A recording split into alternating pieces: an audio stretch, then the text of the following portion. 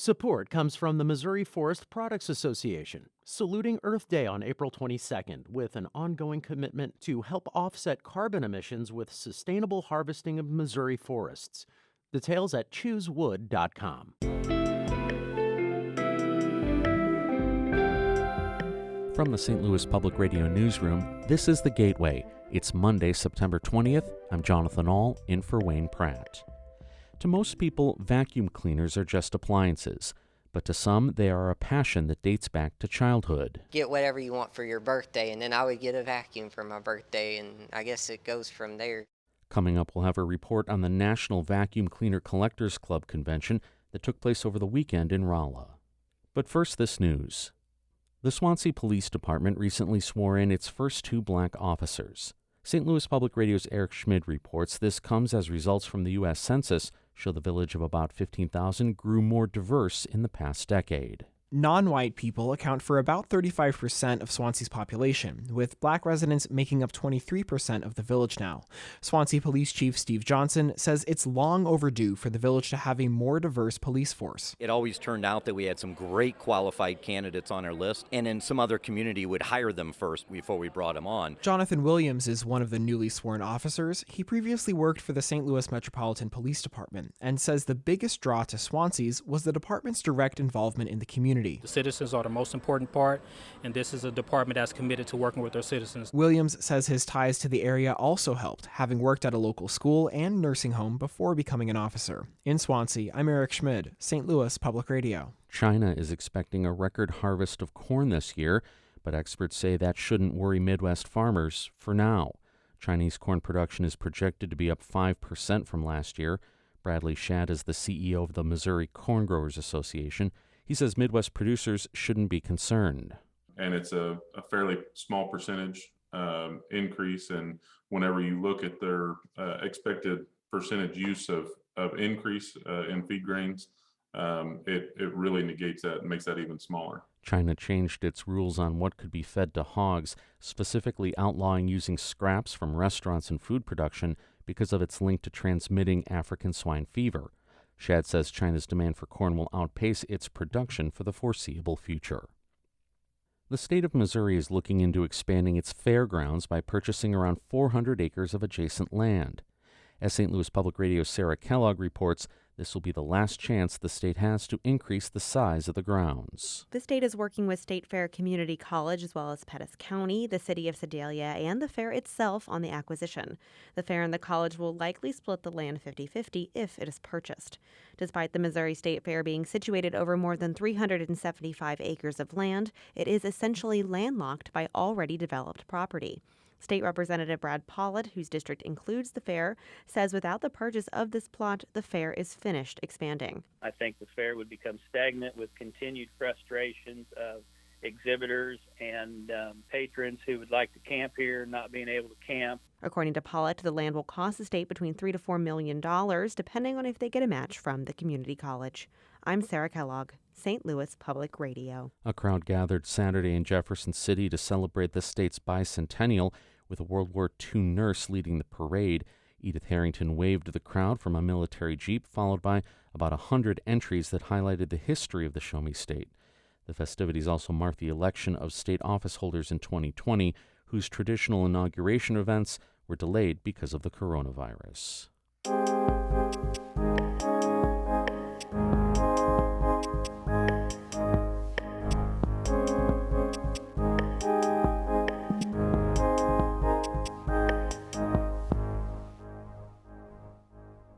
For most people, vacuum cleaners are just a household tool, but for a select group of enthusiasts, they are a passion.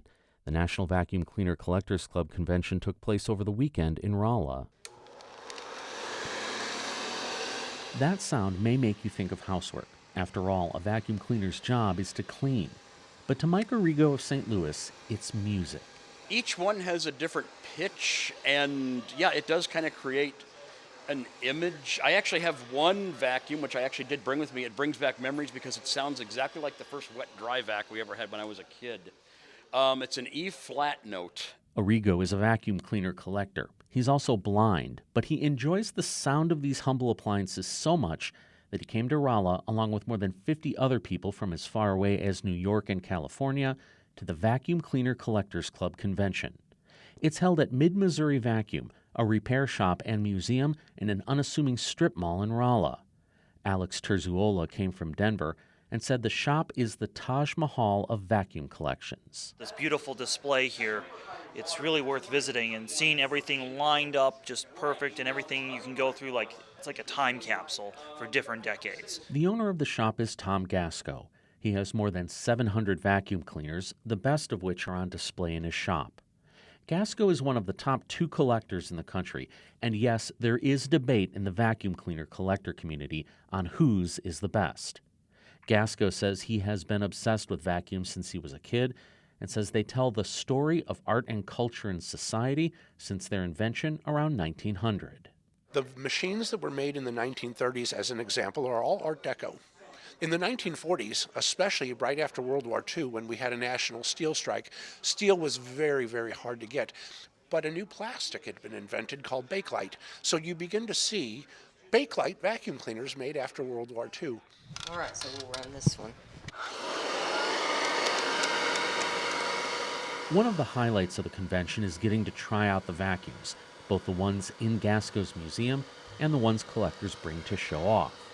Stephen Norris of Knoxville, Tennessee is running a 1968 Kirby right after he took a 1968 Hoover for a test drive.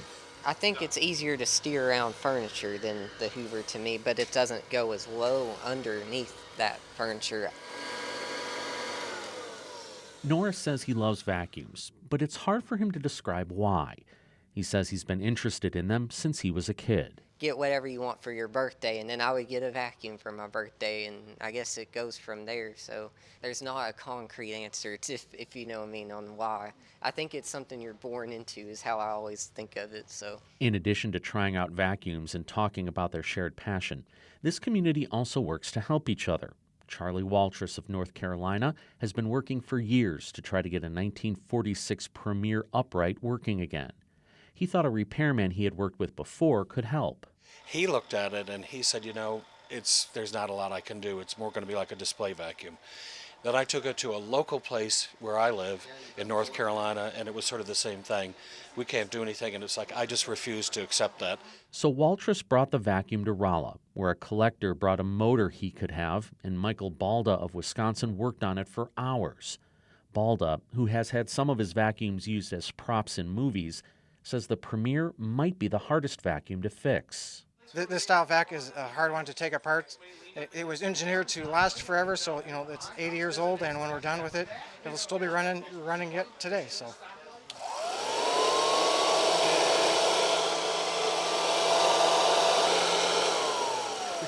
That's awesome. I'm glad you got it working. That's been an all-day project. Was there ever any doubt that you were going to get it working? Getting it working? No. Getting it back together? Yeah. Gasco says that sense of community may be what this convention is really about. So it is a 50% vacuum-oriented thing, but we really enjoy getting together once a year, and for some people, it's their vacation. But don't be mistaken. They really love vacuum cleaners.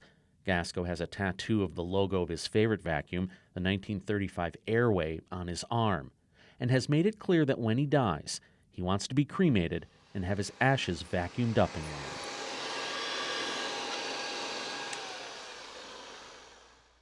Fred Ehrlich edited that report, and Fred told me, Jonathan, this story really sucks. Okay, he didn't really say that. He's way too classy for a low-rent pun like that. But I did ask Tom Gasco about the number of times he's been asked about his job sucking. If I had a dime for every time somebody says, well, your job must really suck, what I have learned to say back to that is, if I do my job right, it does.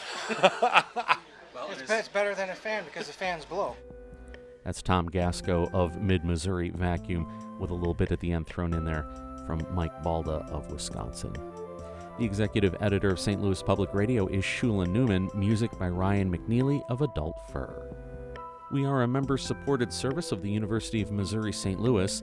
I'm Jonathan Ahl, and from the St. Louis Public Radio newsroom, this has been The Gateway.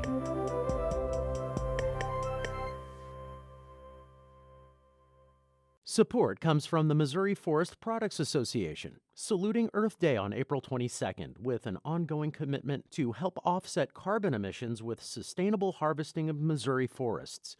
Details at choosewood.com.